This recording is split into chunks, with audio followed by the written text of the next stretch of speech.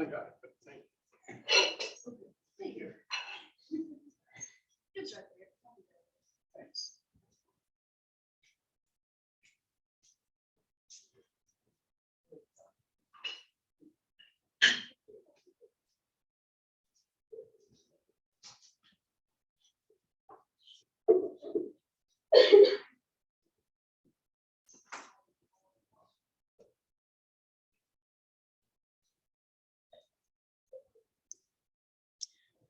Oh, it'll get more interesting than that. I can tell you, I can guarantee.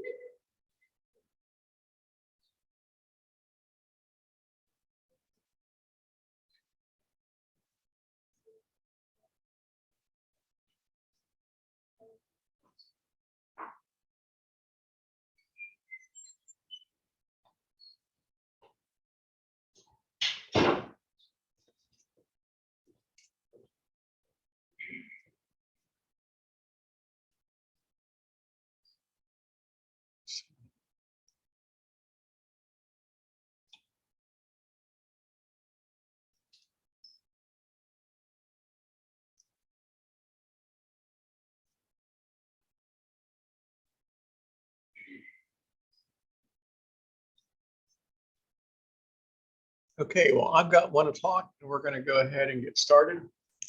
We only have 14 in this class, and I've got 7 of you online, so we're only missing 4. So if they show up, they show up. So, okay, this is AP2 Lab, and this is tracks pretty nicely with the lecture for AP2. We're going to be looking at the endocrine system today.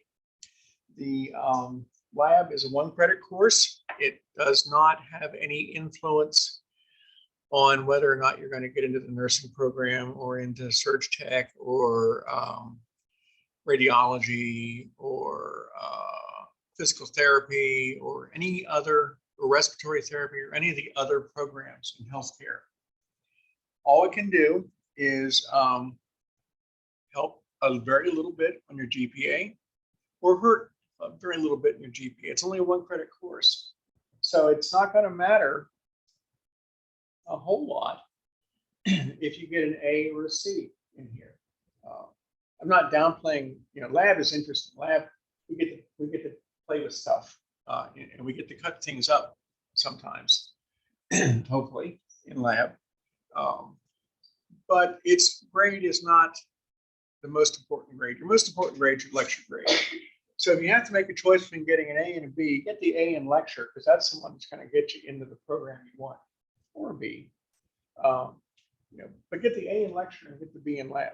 It's not going to help your GPA all that much. It'll help a little bit, but a very little bit, because it's only 1 credit hour. Or a C won't hurt you that much. Don't sweat over lab too awful much. You just do your best. Don't sweat over it. I'm just trying to say. Now, there is no lab text. Everything you need for lab is found in eLearn. So all the content, today's lab is on endocrine. So you all have the PDFs available to print. I see you've got some over there already. And that's a great way to take notes. And the lab exams are going to be, they're going to be in class for those that show up in class, and they'll be online for those that are taking it online. You will have 3 exams instead of 4 like we had in AP1. That's nicer.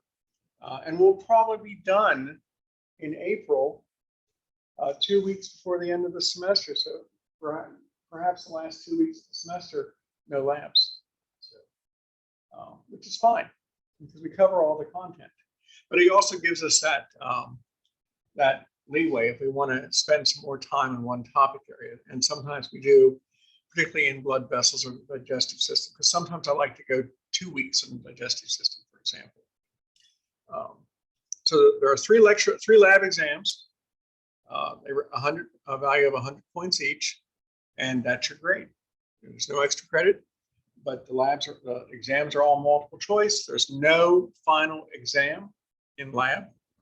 And I'll say that now, and I know someone somewhere will ask me again before the semester is over, when's the lab final? So, and I always resist the urge to say, well, when do you want it to be? But I don't do that. Anyway, so it's pretty straightforward. The first topic area is endocrine. The second one is reproduction. And the third one is blood. That'll be the first unit. And then the next unit will be heart, blood vessels, and assessments, and lymphatic, and maybe lymphatic vessels.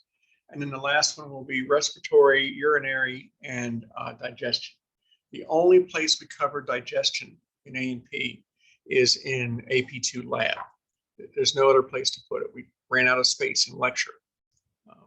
As you'll see when we go through the content, we're going to be pushed to get everything in. We usually do. So so that'll be the last lab. Will probably be the digestion lab, and it may stretch out over 2 weeks because I have a lot of content to cover. As far as the section goes, we may be able to get cow hearts to cut up, and that's always fun. And we usually try to get lungs to go with them because the slaughterhouse in Morristown that we've used has been able to give us both in the past. Now, we haven't asked for any for 2 years, so who knows, but I'm going to try. And they freeze well, so we can freeze the lungs and use them when we get to respiratory. We can even inflate the lungs. And that's really exciting. You also get to see the structure of the trachea and the larynx and stuff like that. It looks just like a human, except twice as big, 3 times as big. So I always try to have stuff like that for us to do. No guarantees, but I want to try real hard. We're also supposed to get this brand new electronic dissecting table called an anatomage, which is about as big as this. It stands vertically or horizontally, and it can let us dissect a complete human cadaver virtually on the dissecting table here. Only it's all virtual. They have something similar over in Surge Tech. They can do surgery with it. So. I think that's solid, actually. Oh yeah. Yeah. Okay. I was waiting to talk to somebody over there yesterday, and then the lady said that she showed it to me. Oh yeah, it's neat. It really is. So we were fortunate enough to get one here and one in Greenville and two in Morristown. So when they asked us to do it, we jumped at the chance to get it. So I'm really excited about it. So it'll it's for $100,000. I got to be excited about it. So it's so big that when they bring it in, they're going to have to get a scissors lift and bring it up over the balcony railing and bring it down the hall because it won't fit in the elevator. You know, so it must be very heavy too. So anyway, so you're going to be the first class. You know, the AP2 class this spring. It's going to be the first class to get to play with that. So I'm excited about it. So anyway, let's see. Lectures are going to be recorded.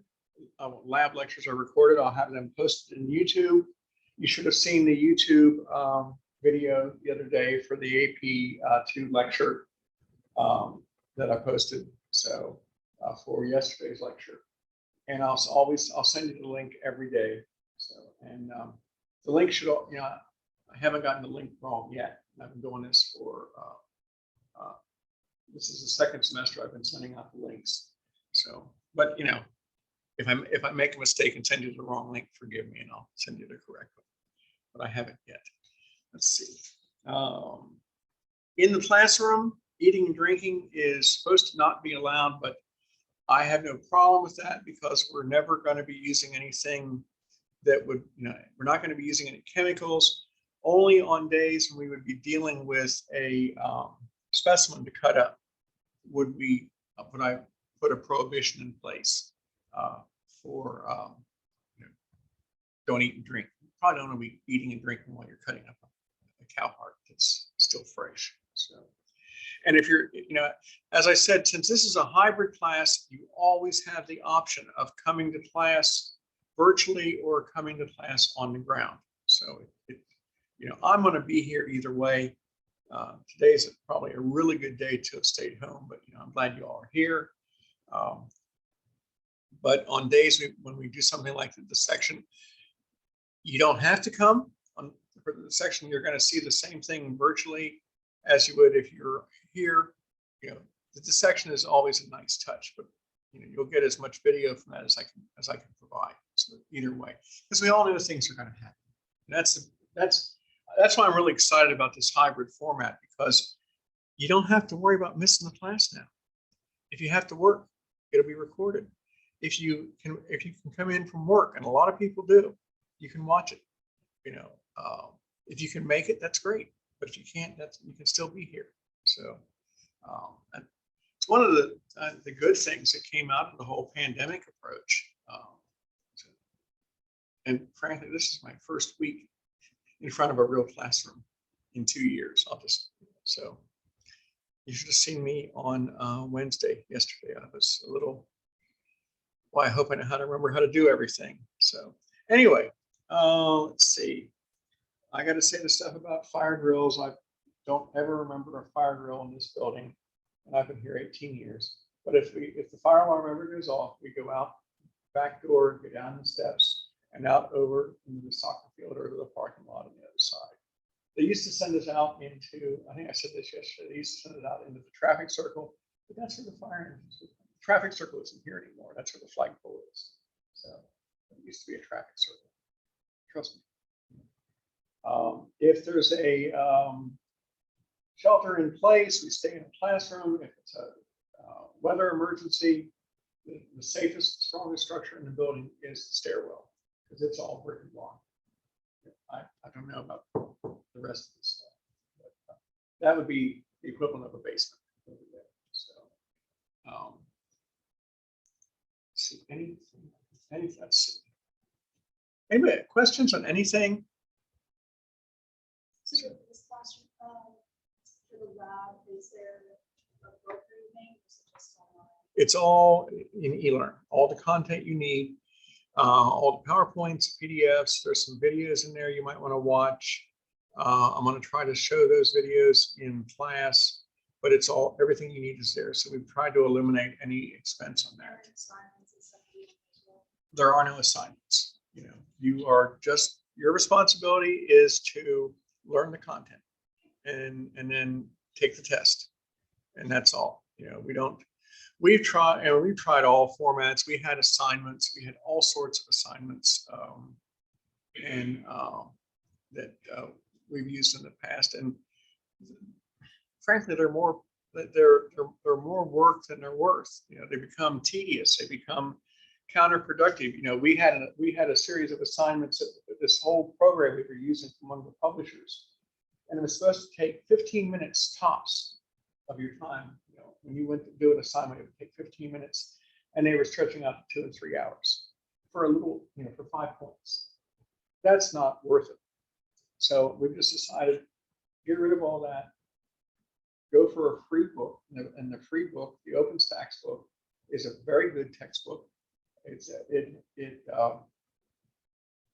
it's free, you know. And you know, and I know you have your own hard copy, don't you? Yeah, from when I was at Rome, they had the books, the actual textbooks and stuff. Mhm. It's always wondering. Yeah, what book did you have? It's the.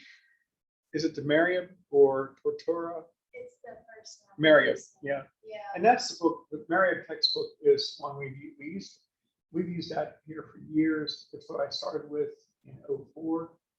And if you want a hard copy, go down to McKay's or go on Amazon and pick up a copy, but don't spend more than $10. Oh, perfect. How much did that cost you? Oh, okay. That's good. That's good. Yeah. You know, that's very good. You know, just when the Mariam text was approaching $300, we said this is too much. So that's why we went to this different format. And the OpenStax book is pretty good. It's, you know, I mean, it came out of Rice University, so it's a pretty good book. And anything that we think might be lacking, all of us teaching out of OpenStax have adjusted our PowerPoints to cover what we think is important. So you'll have everything you need for lab. And if we do dissections, we'll have everything you need. We'll have all the dissecting equipment. We'll do the dissections in here. There's nothing in this room that we can hurt with blood or preservatives or anything like that. So, but we will have to take stuff across the hall to throw it away because we don't have a sink in here either. So I'll get one of these days. So, this is also the first time we've had access to this classroom too. So this is so we've only been coveting it for 18 years. That's a whole nother story. Okay, any questions on it from anybody? Comments or anything? Yes. Okay.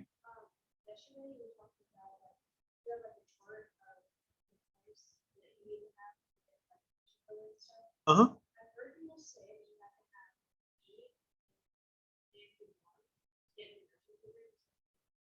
Yeah. Now the catalog says minimum of a C. It's funny because I just had to wait. I talked to her this morning. She sent me this thing. I can email it to you as the actual point. It's fine. Thing they run by. That'd be fine because the catalog says a C, but nobody with a C gets in. You know, I've seen lots of people get in with these. The way they do it is they rank the applicants by point totals. You get points for your GPA, you get points for completing AP1 and 2, you get points for getting all your general eds done. You get points for, I think, for your ACT or the HESI test. All that adds up. And then you're just ranked by the point total. And you get points for your letter grade. In A and P, you get 500 points for an A and 250 for a B. same with AP2, and the same with micro. So, and it all adds up, and wherever you rank is, the top 30 or so are the ones who get admitted to this games. And I think the more Cineplex, top 60. So, and it's very, very straightforward. They're finally letting people see the rankings. Used to be it was all very secret, nobody knew. But it's very straightforward. It's very objective. And that's why when I say that the lab grade, which is 1 credit hour, affects your GPA a little bit up or down. So you get, if your GPA is 3.6, you get 3,600 points. I think that's how they work it. So if you have a B in lab, you get 3610. If you get a C in lab, you get a 36.5. Whatever, whatever your GPA works out to. So it doesn't have a whole lot of impact. But that letter grade for the A or the B in lecture, that makes a big difference, not just for GPA, but also for the extra points that are added to it.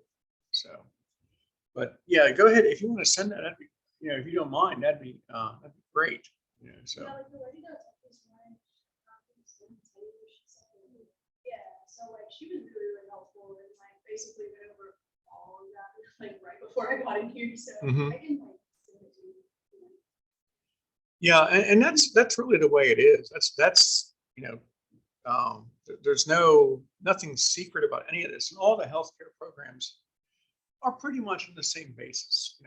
I don't know the point totals they use, but it's all based on the same type of assessment. So, no interviews, no favoritism. Dean Sutton's daughter just graduated from nursing in December, and she had to compete for a spot just like everybody else did. She had no favoritism on that. So, okay, that was a good question. If I can answer them, I will. So, okay, let's go ahead and get started here.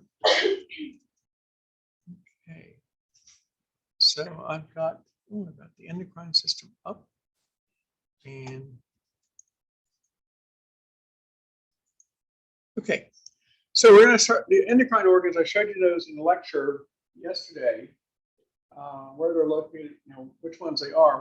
Today we're going to try and show you where they are in the body. So what we're seeing here is an image of this same model right here. And you're looking at the thyroid gland. The thyroid gland sits here in your throat. This is, let me stop sharing for a second. This is a thyroid gland right here. It's half of it anyway. And it sits in your throat about like this. If you want to know where your thyroid gland is located, there's a little dimple in your neck, in your throat. If you feel that little dimple corresponds to this spot. Let's see, right there on, you can see it on the screen. The little dimple right there. The thyroid gland is just below that on each side. And this is the gland.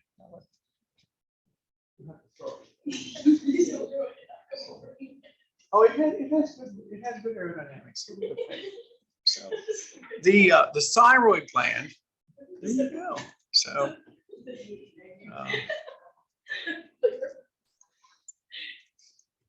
so the thyroid gland secretes a couple of different hormones. Obviously, it secretes thyroid hormone, but it also secretes a hormone called calcitonin, and that helps to regulate blood calcium levels for us. There we go. Okay, so it's considered the largest true endocrine gland in the body, because a lot of the glands we're going to see today are mixed. They're both endocrine and exocrine. They have a duct that goes with it. But the thyroid gland has 3 parts to it. It has what are called follicular cells, and it has follicles, which are like bubbles, and it has parafollicular cells. And the thyroid, the follicular cells, let me go to the next slide here. The follicular cells are, let me get me out of the way for a second. The follicular cells are the cells around the follicles. What's a follicle? A follicle is a bubble. So these pink things here, those big pink circles, these things that you see on the screen, these are the follicles. Let me see if I can get this. There we go. Now it's okay. This is a follicle, highlighted in blue there. That's a follicle. It's filled with thyroid hormone. The follicular cells, which are these things all the way around the follicle, make a substance known as thyroglobulin. Thyroglobulin combines with iodine, and that makes thyroid hormone. These other cells over here are what are known as the parafollicular cells. They make calcitonin. They're sort of tucked off in the corners, if you will. So we store the thyroid hormone in here. These things make calcitonin, and these cells make what's known as thyroglobulin. Okay, so we have a lot going on in the thyroid.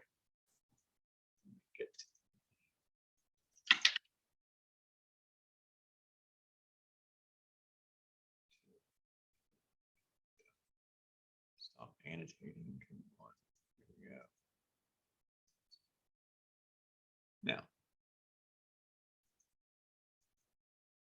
this is the thyroid gland. Yeah, this big round thing is the follicle. What's inside the follicle, we call it the colloid. That's the combination of thyroglobulin and iodine. We can't make thyroid hormone unless we have iodine. Oops. Follicular cells and parafollicular cells. See, iodine, you know, the thyroid gland will make thyroglobulin, but unless there's iodine present, it won't make thyroid hormone. Got to have iodine in your diet. We get that from salt. Salt is iodized. Salt's been iodized. I think I said this yesterday, for about 100 years. I know I said it in lab yesterday. So one day, and I can't remember what I said where. Salt's been iodized for well over 100 years, because without iodine, we don't make thyroid hormone. Before salt had iodine added to it, the only way you got iodine was to eat fish, saltwater fish in particular. Fresh fish, freshwater fish, not so much. So, you know, in the United States 100 years ago, unless you were living along the Gulf Coast or the East Coast, the West Coast, or maybe up along the St. Lawrence River or along under the bays, you didn't get a lot of saltwater fish.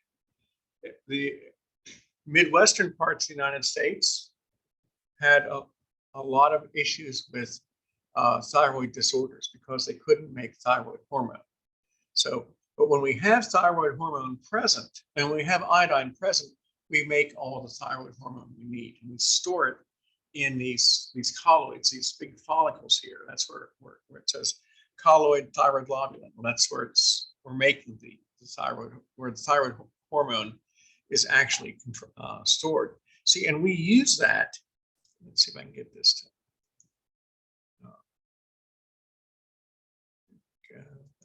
Let's erase everything.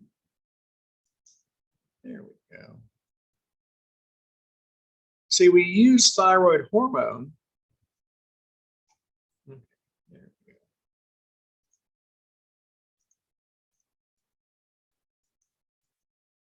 We use thyroid hormone to stimulate metabolic activity in our cells. Remember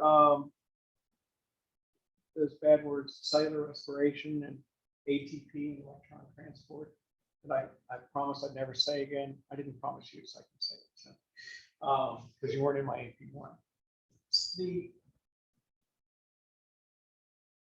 thyroid hormone controls the rate that we oxidize glucose.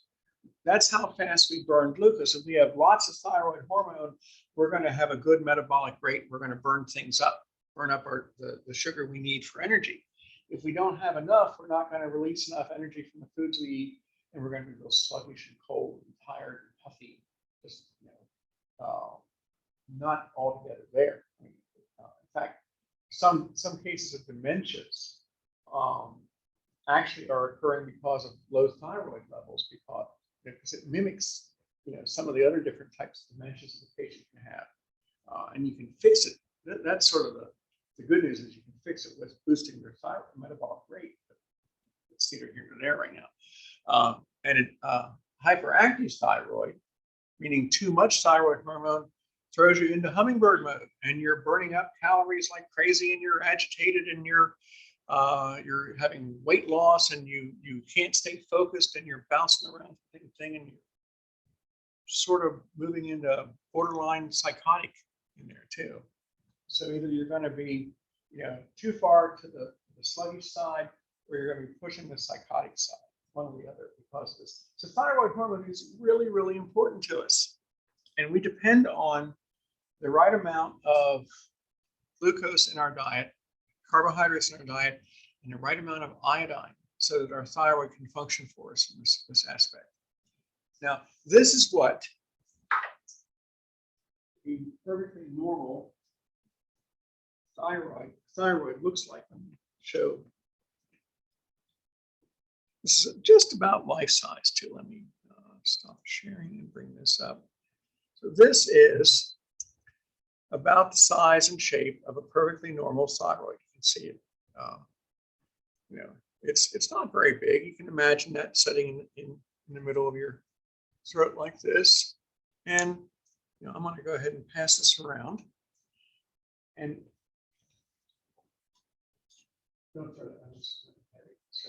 now here's also an example of a thyroid, and this is maybe a little bit bigger. This one I'm pointing at is an enlarged thyroid. We see it has doubled or tripled in size. This can occur when we have some sort of problem with producing thyroid hormone. Sometimes, if we don't have enough thyroid hormone, enough iodine to make thyroid hormone, our thyroid will enlarge because it's trying to meet the need for thyroid hormone, but it can't. So it just gets bigger. The thyroid stimulating hormone that controls thyroid hormone production, and I'll talk again about this in the lecture, causes the thyroid to enlarge and get very big, but it stopped producing hormone. One of the signs of a defective thyroid is an enlargement in the neck called a goiter, and it looks something like this underneath. So this one is probably a thyroid cancer. You'll notice that one side has these growths on here that are affecting the thyroid. Now, in this case, one with the cancer, maybe half the thyroid can be saved, maybe not. So,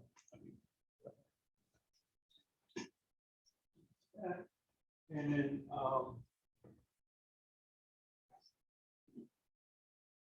again, on the smaller model, we see the same thing. Here's a little nodule on the side for a thyroid cancer right there. And this is another example of an enlarged thyroid here and here. Two different causes that we'll talk about in lecture.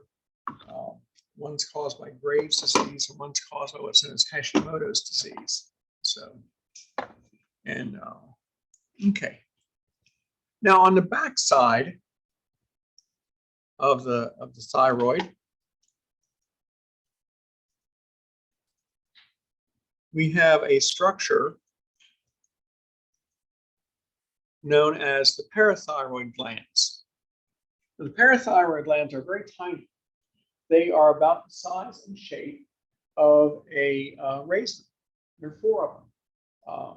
two in the upper lobe and two in the bottom, the two lobes on either side of the thyroid, two on each side. And so there's typically four parathyroid glands here, very small. They secrete parathyroid hormone. Now, in AP1, we talked about bones and calcium levels in bones. We talked about parathyroid hormone and calcitonin as the two regulators of blood calcium levels. Well, calcitonin is just watching. It's not really a regulator, because calcitonin only works when our blood calcium level gets too high. So the calcitonin made by the parafollicular cells of the thyroid don't really get to play often, because our blood calcium levels are very rarely ever too high. So what calcitonin does is it would stimulate osteoblast activity, bone cells laying down new bone, sucking up that excess calcium. Well, we very rarely, if ever, are in a situation like that where we would have excess calcium. Parathyroid hormone, on the other hand, is responsible for stimulating osteoclast activity, breaking down bone to release calcium, because our blood calcium levels are always going to be less than what we want. So we're always going to be trying to break down bone to get the calcium levels in our blood to come up where they need to be, because we know we need calcium. Muscle contractions depend on calcium, because we flood the sarcomeres in skeletal muscle with calcium to bind to the troponin, to roll over the tropomyosin, to expose the binding sites in the actin, so the myosin heads can grab onto the actin and give it a yank. Can't do that without calcium. Remember in rigor mortis, the body stiffens up because more and more binding sites get exposed as more and more calcium leaks out of the sarcoplasmic reticulum. So we never, ever, I shouldn't say never, ever, we usually never have enough calcium in our blood to trigger calcitonin. It's always going to be running off of parathyroid hormone. And that's why the parathyroid gland is so important for us. It stimulates the osteoclasts to break down bone, and inhibits osteoblasts. Remember, the osteoblasts are the builders, they're the bone builders. Remember, blast is a builder. And osteoblast activity is inhibited by parathyroid hormone, and the osteoclasts, the bone breakers, the bone destructors, are enhanced. This is what it looks like on the backside. This is the dorsal surface here of the posterior surface of the parathyroid gland, of the thyroid. And you can see those four little yellow structures there. Those are the parathyroid glands, and they literally are about the size and shape of a raisin. And if the thyroid gland has to come out for any reason, or if it's destroyed through, if you're treating it for thyroid cancer and you destroy the thyroid gland with radiation, the parathyroids come with it. And so your patient's going to have to go on to replacement therapy for both thyroid hormone and parathyroid hormone. So, because we need that parathyroid hormone. So what's it look like? Well, it doesn't look like a thyroid gland cell. It's very distinctive. It's when we have a slide of the thyroid gland, it's usually going to have the parathyroid with it, and it looks like this. And it gives you an idea. What you're seeing there is a whole parathyroid gland right there. That's just a cut right through the middle of it, because over here is thyroid. There's the parathyroid gland. There's thyroid on either side of it. You can see the follicular cells here. You can see the colloid here. You can even see parafollicular cells over on the side. But this is the parathyroid gland right here. The cells are called chief cells. Right there. And so you can tell that these are really small structures, because we get one whole gland in this slide. And it's totally surrounded by thyroid gland cells. Now, How often do things go wrong? Well, not very often. You know, the occurrence of thyroid cancer is pretty low, but it does happen. And tumors on the parathyroid gland are even more rare than that. So, but it does happen. There are things, anything can go wrong. I'll just say it like that, And I will say there are very, very few absolutes. Saying it never goes wrong. Well, it can. But there are very, very few absolutes in human anatomy and physiology. Just it doesn't. There's always going to be an exception. Now if you have an individual whose head's over here and his body's over there, you can probably say with some degree of certainty that they're dead. But that's sort of the outlier there. Okay. Now, okay. So that's the thyroid gland, right here in the middle of the neck. You can find your location just by feeling that dimple and knowing that your thyroid gland is right below that dimple and it's coming up on either side. Now, this next gland is a mixed gland. It's the pancreas. The pancreas, it sits underneath the stomach. You can see it. This is a picture here of our torso, and you can see on the torso, the pancreas is located right here. And it's a small, squishy structure. It has the consistency of, I guess, Jello, or maybe pudding would be a better.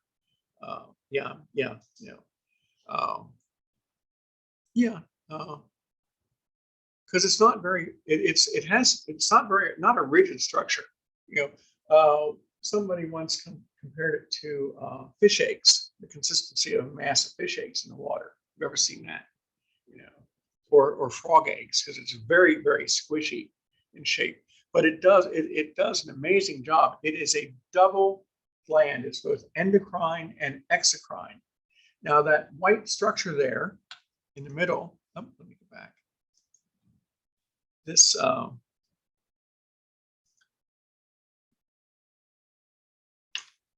there it is. Okay. This structure here is the pancreatic duct. And since it's a duct, we know it's not an endocrine gland.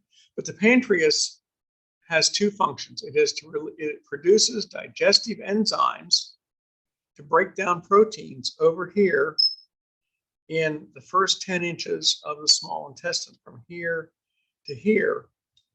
That's called the duodenum. And so proteins go in there, proteins that got through the stomach. We want to break the proteins down to amino acids. And so the pancreatic enzymes come out from that duct, coming from the pancreas, and break down the proteins. The other thing that we taking place in here is this green duct that you see. That is the bile duct coming from the gallbladder. The gallbladder sets up underneath the liver on the right-hand side, and it releases bile into the duodenum when fats are present.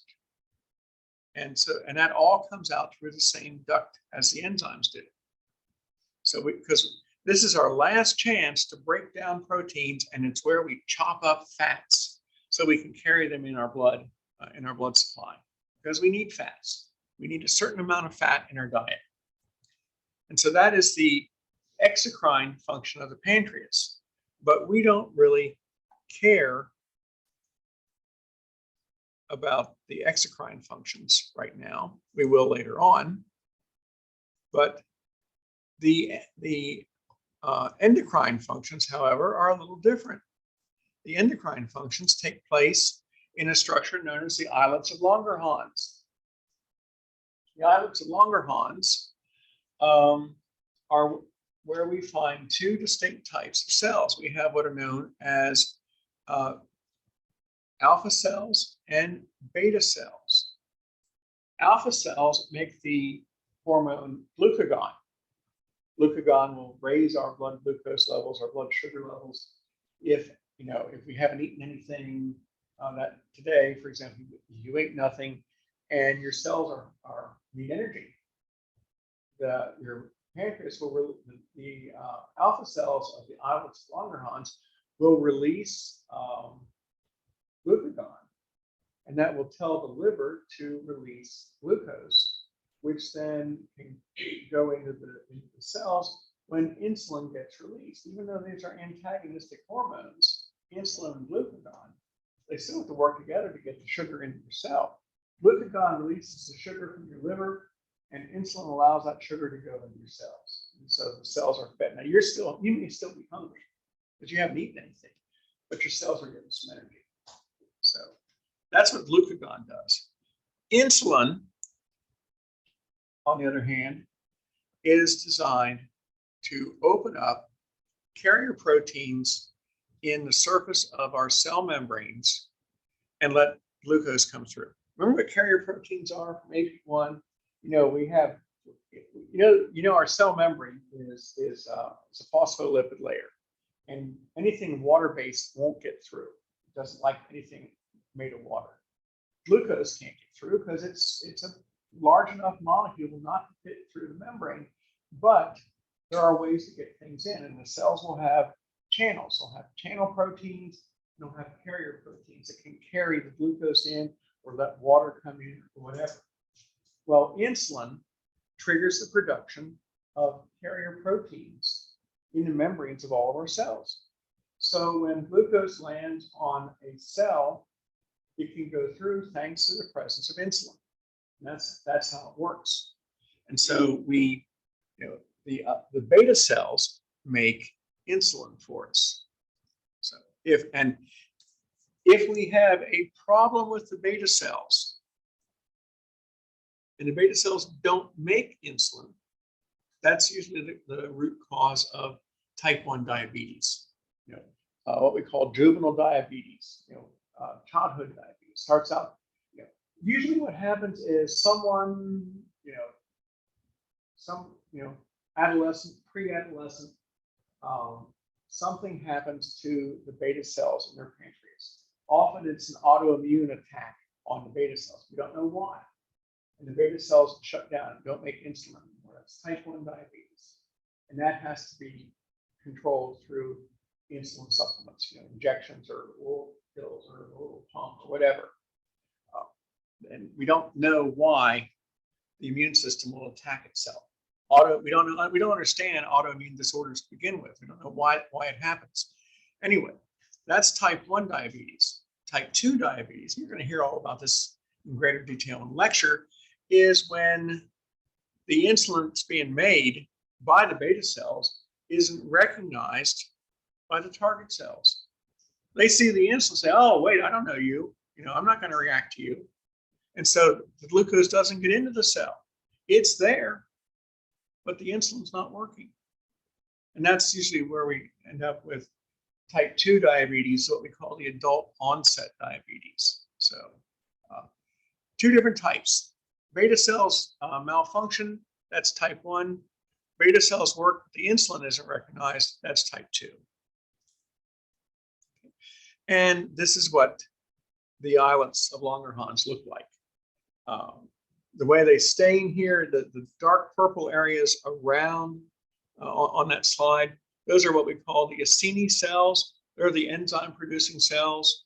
The pink stained cell clusters are the islets of Langerhans. The dark ones are the beta cells. The light ones are the alpha cells. And that's not a hard-hitting point to remember. So, you don't have to remember that. It's just a piece of trivia. So, I think it depends more on the dye than anything. So this is now Langerhans. This is the same type of slide that you would see on the lab exams.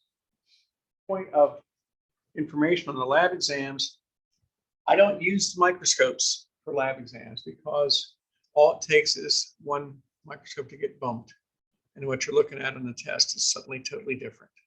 So I make sure that we have what you've seen already. You still have to know what it is. It's not going to have the label on top of it, but at least you'll all see the same thing. So anyway, that's the islet of Langerhans. Alpha cells and beta cells, that's where the insulin comes from. It's released into the blood supply. That's the same where glucagon is also released into the blood supply. You know, because it's an endocrine gland, it's not, has no ducts. But since the pancreas is a mixed gland, it does both. And here is another example. The Acini cell is this structure here in the middle. I'm sorry, the Acini cells are all the way around here. There's the island of Langerhans right there. Now that I highlighted it with the arrow, you can see it is totally different from the cells around it. And so they're scattered randomly throughout the pancreas. Looks like over here on the far left-hand side, there's one there. That may be one up here near the top of the slide. This may be one over here. And so they're intermixed with the Acini cells.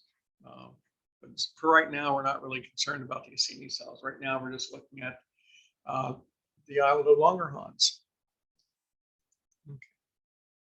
Okay. And now this is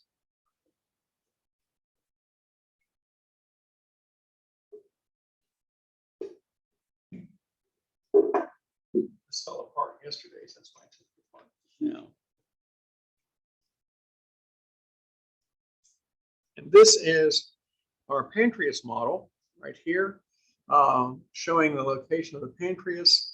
The stomach sits right in front of it and above it, and the liver is up here. This is the gallbladder. The screen structure is the gallbladder, and then this structure here is the duodenum, the first 10 inches. And you can see the pancreatic duct comes in here and joins with the bile duct, and it all enters right into here. So we break up the last of the proteins, and we chop up all the fat in the duodenum. And then the next 19 or so feet is when we're busy absorbing all these nutrients. So I'll pass this around.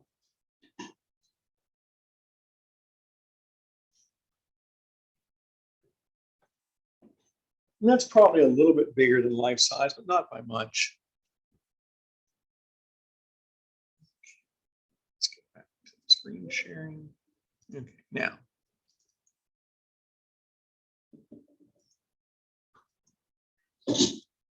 Okay, the next gland, I don't have a model of it or anything, but this is the pituitary gland. The pituitary gland sits in the brain. It is an extension of the hypothalamus. It's attached to the hypothalamus. And if you remember the cella turcica from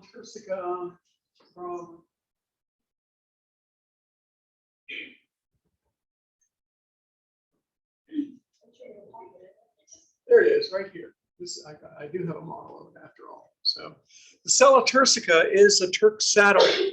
It's right below this. It's right at the bottom of the sphenoid bone, the lesser magnus. I'm sure everybody remembers that. I'm sure you talk about it the whole time. You know, I bet you talked about it every Christmas too, right? Just make me feel better and say yes. Thank you. I feel so much better now. Anyway, the pituitary gland is the master gland of the body, and it has an anterior region and a posterior region. And just to confuse you, we call them the adenohypophysis and the neurohypophysis. The neurohypophysis is a storage area, because the hypothalamus makes two hormones and stores them in the neurohypophysis. And that's a giveaway here, because if you look at the picture, the neurohypophysis is very pale. The cells in here have very large follicles for storing these hormones. There's only two hormones that are stored there. The posterior pituitary makes no hormones, it only stores two of them. And the hypothalamus makes this too. Now, the front of the pituitary gland, what we call the adenohypophysis or anterior pituitary, is secretory. It stains darker because it's making hormones. It makes 6 different hormones. Now, all these hormones, all 8 of these hormones here, are under the control of the hypothalamus. The hypothalamus makes 2 of them, stores them in the posterior pituitary, and it issues instructions to the anterior pituitary to make those 6. For example, thyroid stimulating hormone made by the anterior pituitary turns on the thyroid. But the hypothalamus uses a special hormone to tell the anterior pituitary to make thyroid stimulating hormone. So have I made that any more confusing than it could be? So we'll talk more about that in lecture. It'll make a lot of sense then. But the hypothalamus controls the release of those 6 hormones that the anterior pituitary will make. The hypothalamus tells the anterior pituitary to make those 6 hormones. Why is the hypothalamus involved? Well, the hypothalamus is directly below the thalamus. If you remember from AP1, the thalamus is where all sensory input comes in and gets routed out to all parts of the brain. So the hypothalamus knows what's going on. It knows when our sugar levels are too high or too low.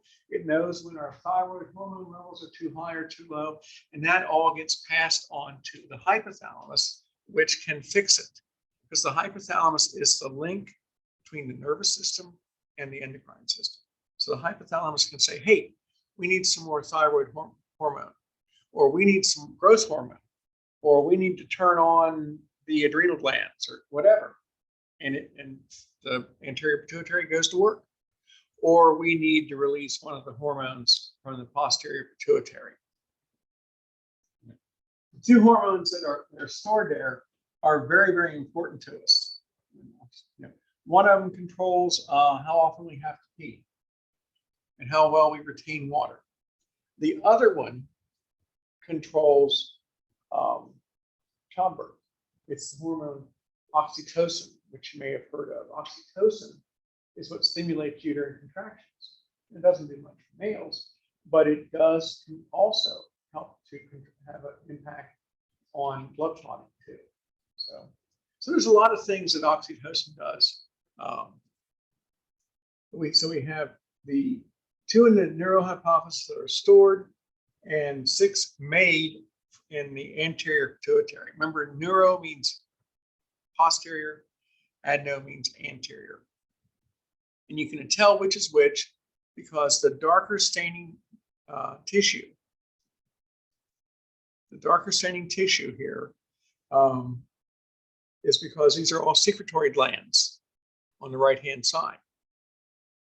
The light staining tissue is all storage facility. It's all larger follicles without a lot of secretory structures. So the light area is the posterior region, the dark area is the anterior region. And again, the overall name is the hypophysis, and there's not much to show in that one. So it's neurohypophysis, adenohypophysis. And that thing in the middle that looked like a footprint, that was a blood vessel, by the way. So next thing you see are the adrenal glands. The adrenal glands sit on top of the kidneys. And the kidneys that I'll show this to everybody on Zoom, but kidneys are pretty small. We don't think about how big they are. But the kidneys that I handed to you, that's life size. I mean, no, go ahead, it's okay.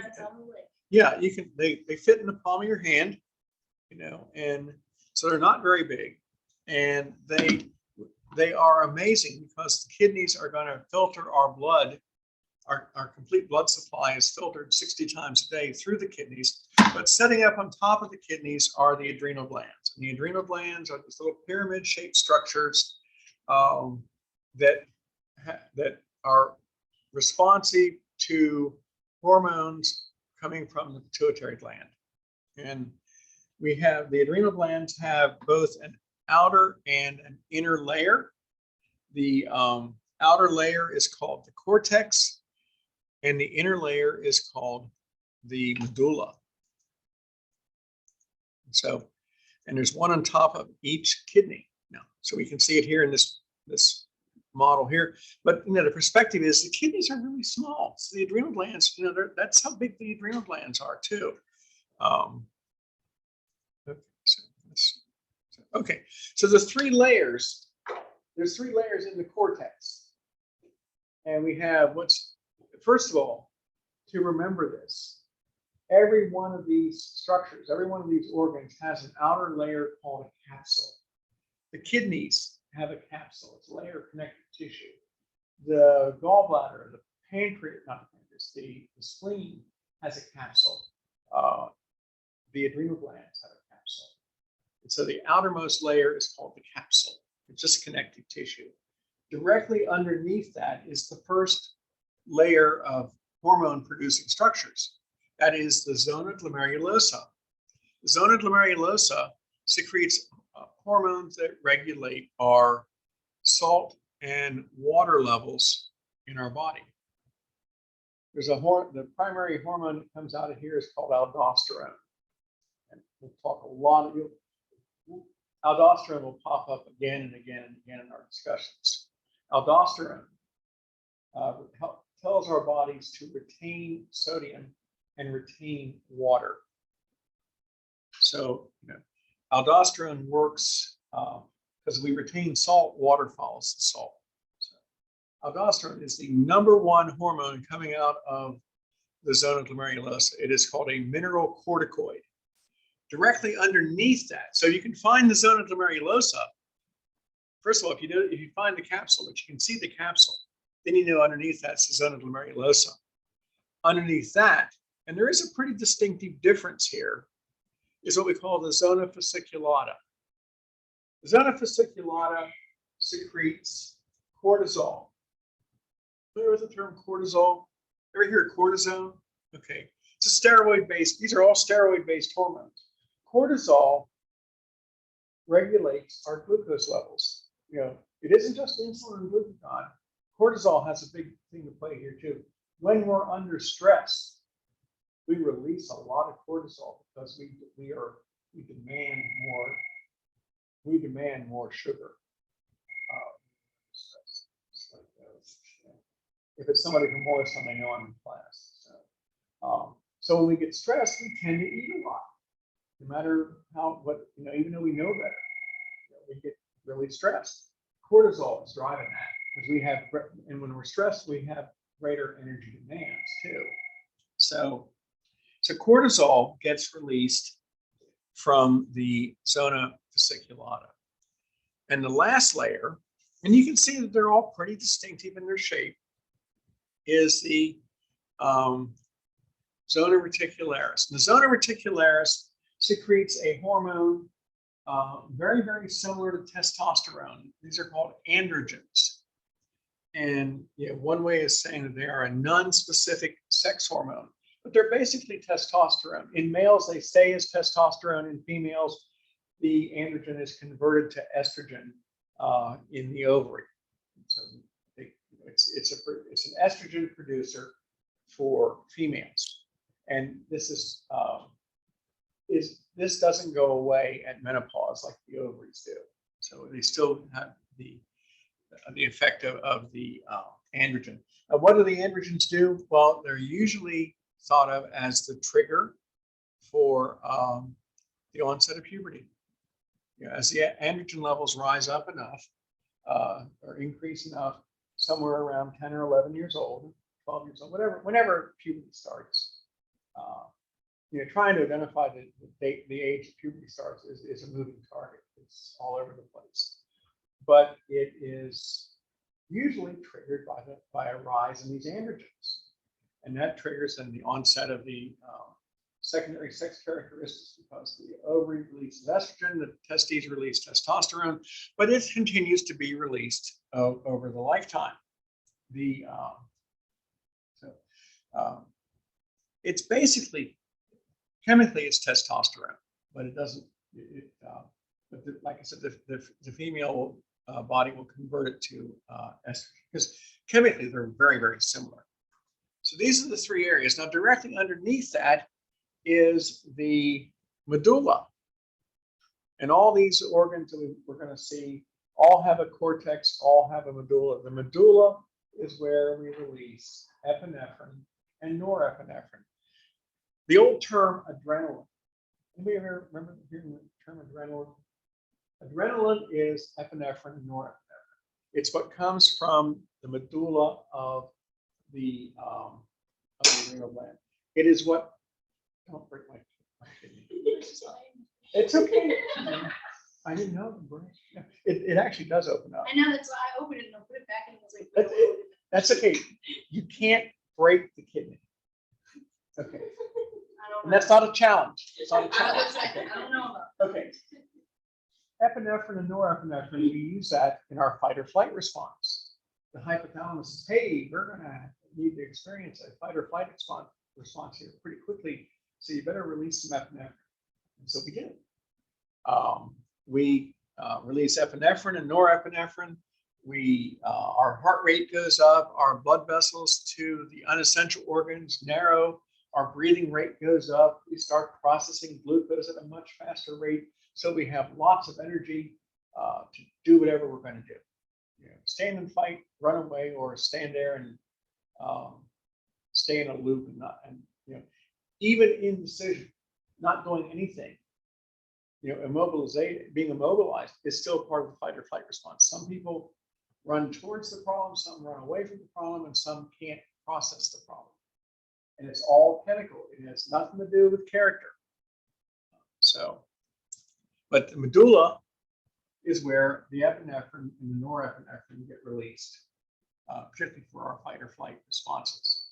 So, and we'll talk a lot about epinephrine and norepinephrine when we get into the heart and we get into blood vessels. So, but those are the four categories. You have the mineral corticoids, the glucocorticoids, and the androgens. You know, mineral corticoids, a fancy way of saying it's a hormone that regulates mineral levels and water levels in the body. Corticoid because it's in the cortex, mineral because it affects sodium, so mineral corticoid, glucocorticoids in the cortex, it affects glucose, and then the androgens because there's no good way to say, you know, testosterone glucocorticoid hormone. That would be a mouthful. And then the medulla is just epinephrine and norepinephrine. So that's probably a better picture here for the adrenal gland, showing you the capsule. The zona glomerulosa is a very thin layer. The fasciculata and the reticularis are much thicker.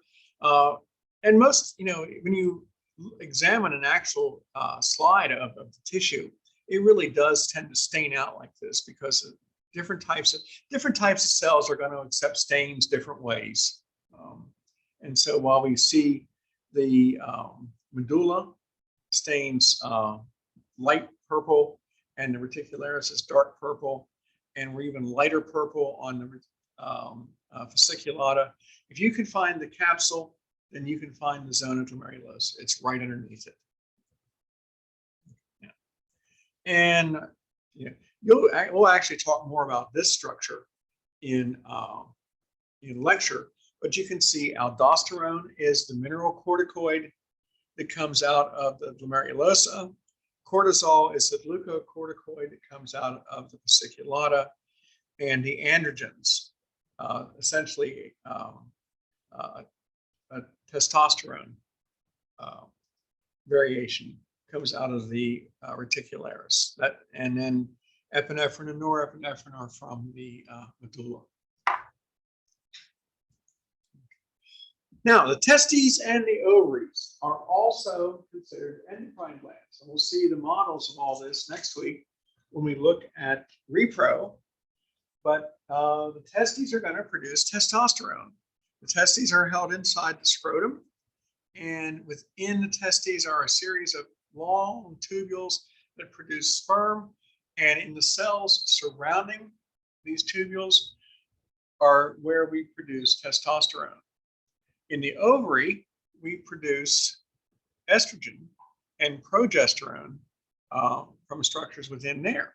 Let me show you this first. These are seminiferous tubules. And there are hundreds of tubules inside each testes in the male. And what you see in the middle there, those little white lines, are the immature sperm cells. From the formation of the sperm cell to their until they're ready to be released during an ejaculation, takes about a minimum of 3 weeks for them to mature. They go into a structure known as the epididymis, and they mature there, and then they're ready to go. But the structures that make, oops, let me go back.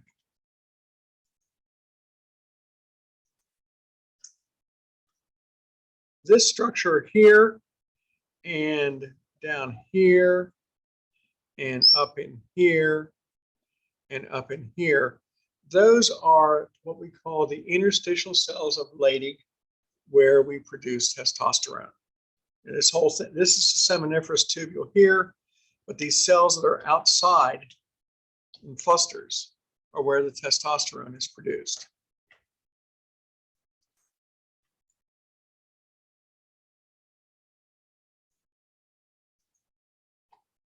And this next slide is probably labeled even better. We'll talk about production of sperm cells later on, just like the production of egg cells. But what you can see here, it says Leydig cells on the big slide. There's little clusters there where you have Leydig cells. That's the site of testosterone production inside the testes, not in the seminiferous tubules. The tubules are surrounding, all these are the, oops, let me go back.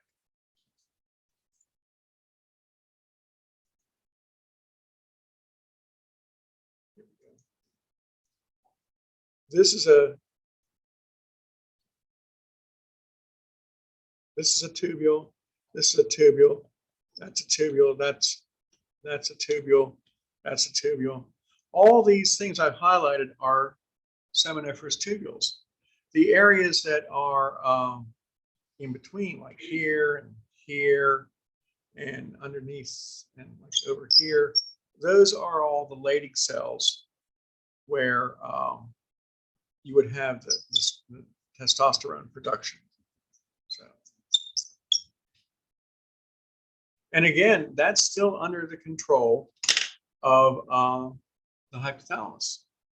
The hypothalamus tells the pituitary gland to release hormones that turn on the production of testosterone and or estrogen. Let's go now, this is the ovary. The ovary is about the size and shape of a grape. It's a small grape. It sets at the end of the uterine tube. It is not directly connected to the uterine tube, the fallopian tube.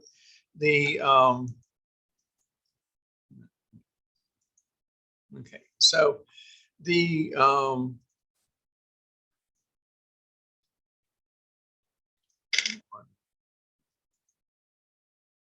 there we go.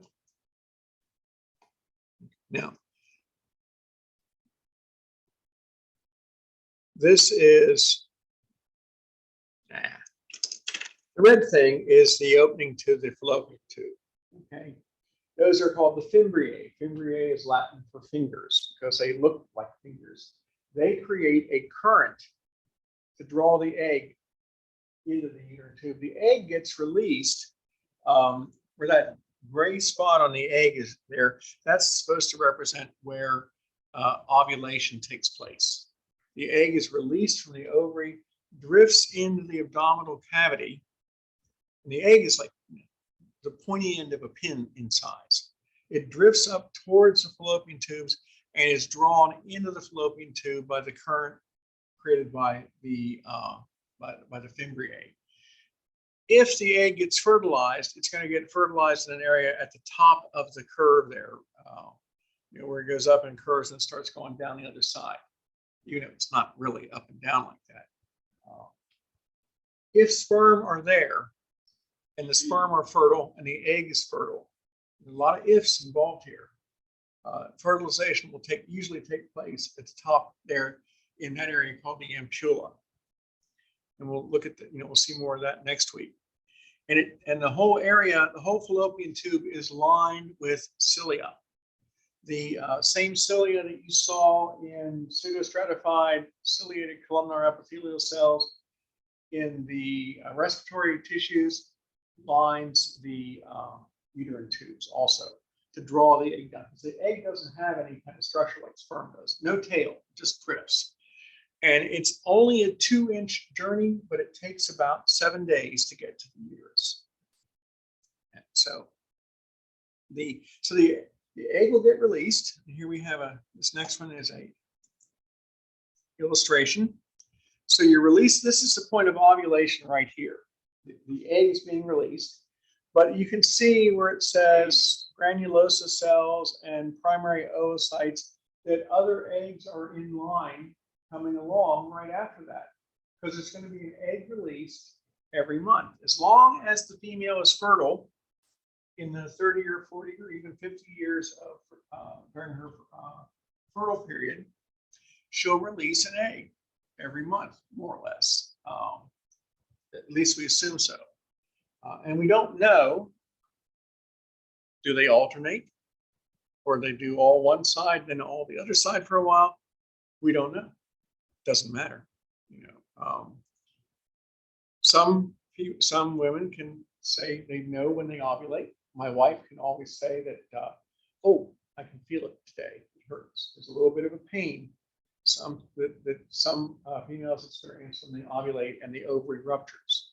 I've never asked her. I always want to try to remember which side it was so we can write it down and say, well, last month it was, you know, but then I think the other side doesn't hurt.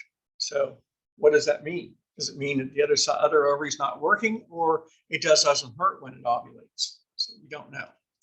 But generally, though, most females don't really know when the exact point of ovulation. A lot do, a lot don't. Doesn't really matter. But we have another egg ready to come out in another 28 days later for the second egg. See, the cycle is a 28-day cycle in the ovary, and on the 14th day of the cycle starts on the first day of the menstrual flow. Cycle starts on day 1. Day 14 is ovulation day. And it doesn't matter if it's day 13 or day 17, the day that ovulation takes place is now day 14. Because from then till the start of the next menstrual flow is exactly 14 days. So it doesn't matter if she ovulated on day 12 of her cycle or day 17 of her cycle. That is now day 14, because she's got 7 days to get that egg down to the uterus and 7 more days to implant before the menstrual flow starts. So the timing is very critical here. Now, how many eggs become fertilized and successfully implant? It's about 20%. It's not a very high number. Lots of, we don't know which eggs get fertilized and which ones don't. We don't know if they implant. Only about, the best guess is about 20% of all fertilizations are going to end in a pregnancy. So we don't know why it didn't take. It just didn't. So anyway, so we see this is the ovary. These cells, these granulosa cells that are present up there, are where we're going to be converting those androgens into estrogen. And it's also where we're going to be making a lot of estrogen for us. But we're not done with the hormone yet, because the other structure we have, that big yellow thing there, is called the corpus luteum. And that's the leftover cavity from the release of the egg. And that is going to secrete a hormone called progesterone. Progesterone keeps the lining of the uterus intact. And if female is, if the egg gets fertilized and she's pregnant and implantation was successful, the uterus will start secreting a hormone called human chorionic gonadotropin, otherwise known as HCG. It's the stuff that shows up in the pregnancy test kits. You detect it with that.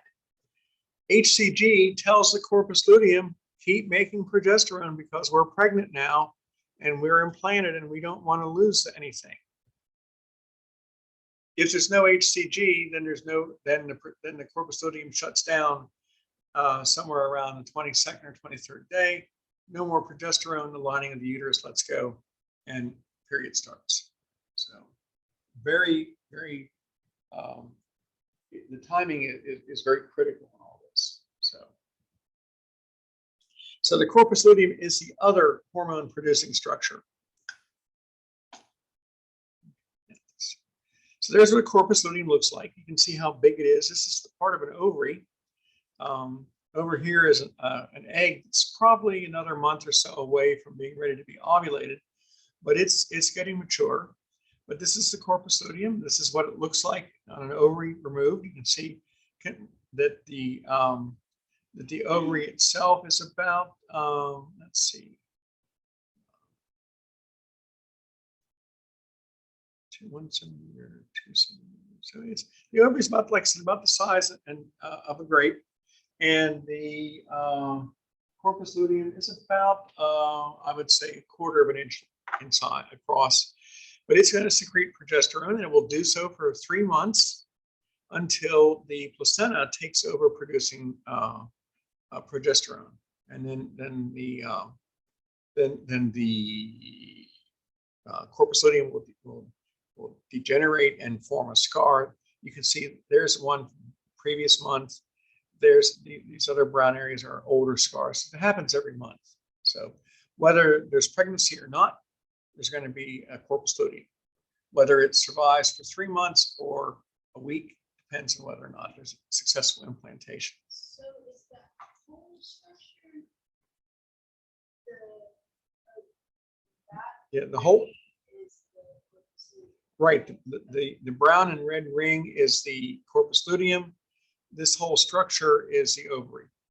Okay, so it gets pretty big there for a while, and obviously, at the end of 3 months, it's pretty large. It's secreting a lot of progesterone, and then it degenerates because the placenta has taken over.